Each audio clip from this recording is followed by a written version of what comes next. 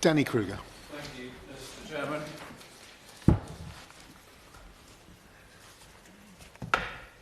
Let me start by acknowledging and thanking the Honourable Member for Bath for her long campaign on this topic and for bringing this debate today and for all that she's done, and I'm afraid probably will have to continue to do for a while on this agenda. But I want to entirely endorse the campaign that she and the Honourable Lady have just explained in terms of the things that need to happen. And let me just start by acknowledging the utter tragedy that eating disorders present to families and to young people.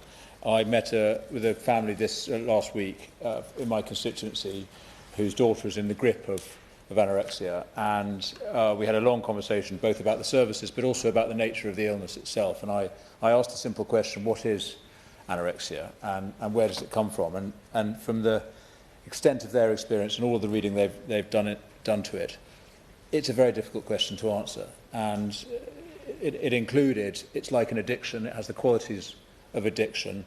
There's a genetic component, apparently. There's a link with autism, apparently. As the Honourable Lady suggested, there's a clear social contagion element to it, and I think her points about social media are extremely important.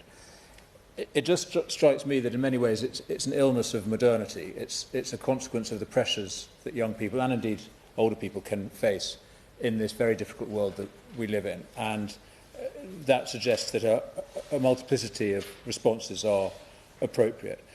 I want to quickly pay tribute not just to the colleagues here and on the APPG and across the House who campaign on this, but also to campaigners from outside Parliament: Chelsea Roth, Hope Virgo, Agnes Ayton and others who I've got to know in the last couple of years. I honour their expertise and their commitment to this. As the Honourable Lady says, and as it can't be pointed out too often, eating disorders generally, and anorexia in particular, are treatable illnesses. The services are in an absolute crisis, as we've heard from honourable members. But we should never lose hope or acknowledgement of the fact that these illnesses are treatable. There is clearly a desperate confusion in the NHS between the physical and the mental dimensions, particularly when it comes to the extreme acute phase of anorexia. We know it is the most dangerous mental illness in terms of the tragedy of death.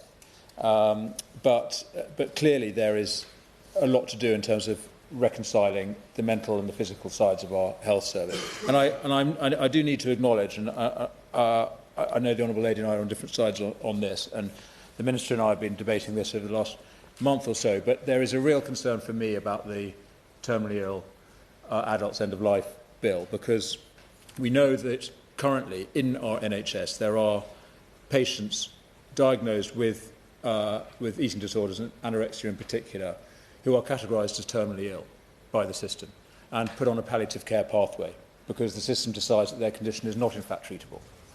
And I think it is scandalous, and I think it is tragic that people who have a condition which is eminently treatable are categorised as terminally ill. And my great concern is that if we were to pass that bill, we would end up with people being diagnosed as eligible for for an assisted death. And crucially, I will give way in 1 second. Let me just finish my point. I think it's very important to acknowledge that in other countries where they do have assisted dying laws, in 100% of the cases we know about, and our understanding is that in all those jurisdictions, people with anorexia have qualified and been given assisted death.